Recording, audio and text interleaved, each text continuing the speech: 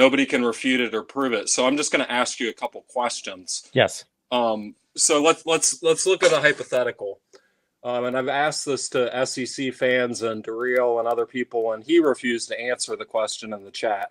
The hypothetical is, what if the NFC and AFC were owned and operated media-wise by separate entities, and then they played their seasons out, went to the Super Bowl, and the AFC was under control of one media company. They owned exclusive rights to the game and owned and operated the replay booth. Do you think that would be a fair and equitable system, or do you think the AFC would have an argument to say, hey, this isn't right? Well, that would not be fair, clearly. It wouldn't be fair. And would you agree that's basically the system we're on right now? Well, I'm saying that it could be the system, but I don't know that there's a direct line between the actual broadcast of the games and the control of decisions made by officials and the replay booth. That's the connection you're making.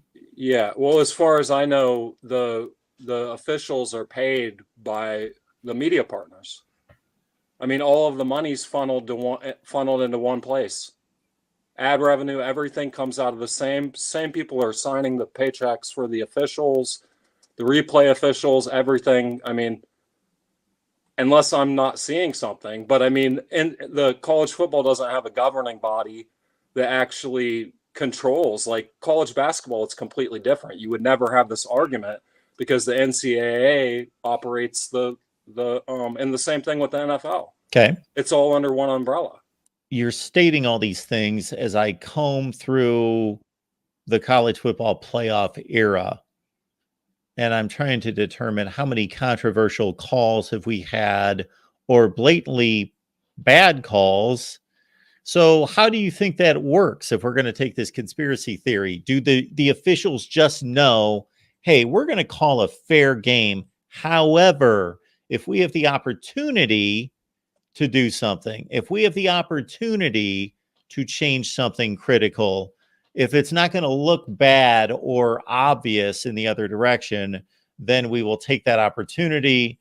And if we can't change the outcome of the game, we won't, because we didn't have that opportunity, but we're going to make it more than 50-50, more like 55-45 in our favor, meaning the SEC's favor. Well, yeah, and that's what I pointed out to Dario, because he said, based on what I'm saying, does Michigan have a 0% chance in the playoff this year? And I said, if they blow the doors off of Bama from the get-go, then there'll be nothing to do that can sway, manipulate the game. Like Ohio State against Clemson in 2020. It was absolute just, dragging them across the field the entire time. There was nothing that you could do to manipulate that game because it was just so clear that Ohio State was the better team, more prepared, nothing you could do about it. But it's a pattern, and that's what I'm seeing. And also, once again, not to go into the conspiracy, but look at the last two games that Ohio State played in that were close in the CFP. The Georgia game and the Clemson game. And both times, this is after ESPN Disney has lost Tier 1 rights to the Big Ten. And who were they playing? They were playing against teams that Disney owned Tier 1 rights to. Clemson, ACC, owned by ESPN and Disney. And then obviously Georgia, SEC, owned by ESPN and Disney. And what was the main difference? What was the other one time that Ohio State had a close game in the CFP? That was 2014, the initial time with Alabama. What was the difference in that scenario? Who owned Tier 1 rights to the Big Ten in 2014? Sure. That was before ESPN Fox and Disney got involved. Yeah. Yeah, ESPN and Disney. So, it's a pattern. But back to the initial thing. Is 2 for 2 a pattern? It's a pattern. 2 for 2? And even the Michigan TCU game, I don't think it was egregious. And everybody makes it out to just be the one call on Marvin Harrison, which I believe, not to get too far into it, but I believe that's why targeting exists, to prevent plays like that. People from being knocked unconscious when they're defenseless. But it was more than that. The Brock Bowers play where he was awarded the first down, that was highly questionable. They brought in some technology that I've never even seen before that was only used in that game to try to show on the replay that he did gain the first down. It was like that red line from out of bounds. Do you remember Yeah. that? And I've, Oh, I've yeah. never even seen that before. And then even later on in the game where they awarded Georgia the timeout on the fake punt, that was questionable. The ball had already been snapped. How often do you even see that? They usually never play it below play dead unless it's a penalty after the ball's snapped. So, I think that they were keeping, I mean, it's just my honest opinion, and obviously I'm biased because I wanted Ohio State to win. But I think that every time Ohio State was starting to really pull away in that game, a crucial call just so happened to take place that kept Georgia within striking range. And that's how I see it. But so after that, but like I said, I don't want to get back into that because everybody's heard all of this. But the final thing that I'll ask you is, well, two more things I'll ask you. Is there any other sport that you can think of anywhere, not even just in America, in the world, that has a system like I outlined initially, where one side of it is operated and owned and the other people just kind of have to show up, and whether or not there's funny business going on or not, they just have to deal with it. I mean, maybe you could get into it when it comes to Olympics because the Olympic Games are held in certain countries where, obviously, but they're supposed to have impartial judges. But I know a lot of shenanigans have gone on in the Olympics, but any other like competitive sport, like, in terms of like tournament play, because I don't think there is. I don't think that there's another system that is like this. And I think that it's something that most people just don't even consider. And, to me, I don't think that it will be fair. And I don't think that it won't be above suspicion until the media partners own equal rights. And we actually have a way to have oversight on the replay booth. Because as far as I can tell, there is no oversight on the replay booth in the CFP. Nobody knows, nobody says anything about it. And like you said, you're not sure exactly how that takes place. I can't say I am either. But as far as I could see, I mean, it's operated in the way that most financial things are. I'm pretty sure Disney's signing the checks for the officials. I don't see how else it would happen. So, and I know that's a lot of people to get on board with this, but the reality is there's no way to disprove it or prove it. But would Disney have, the final question is there anything in place that would stop them from doing it? And would Disney have incentive to do this? Would Disney benefit from doing this? Absolutely. They benefit. Yes. And okay, so one more question. Do we think that Disney is above suspicion? Oh, no. No, if you know my thoughts about Disney and the way Disney operates as a company, I think it's pretty obvious to anyone who follows the news that Disney should not be above reproach in any such way, the way they conduct themselves.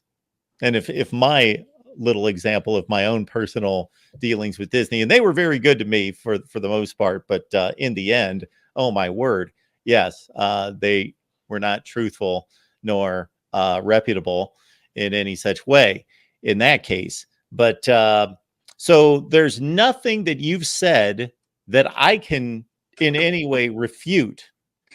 There are things, everything that you've said, Hummus Hero, can either be put in one of two classifications. Either it's fact, it's accurate, or it's speculation that can't be proven or disproven. But there's nothing that you said that can be disproven. And also, I enjoy and think it's very legit that you simply stated, as few people do, that you're thinking logically and you are putting together an argument of logic, but you're also saying, I'm biased. I get it. I'm biased. So I'm looking for these things and I'm putting this together. Right. Both can be true. Right. And I think that the opposite side of it is that a person like Durrell, he's an SEC fan. So why is he even going to question it? If it was a corrupt system, it's benefiting him. And so many times throughout history, but that's kind of a slippery slope, because if it can happen to us, it can happen to you. You know what I mean? So I would rather have it.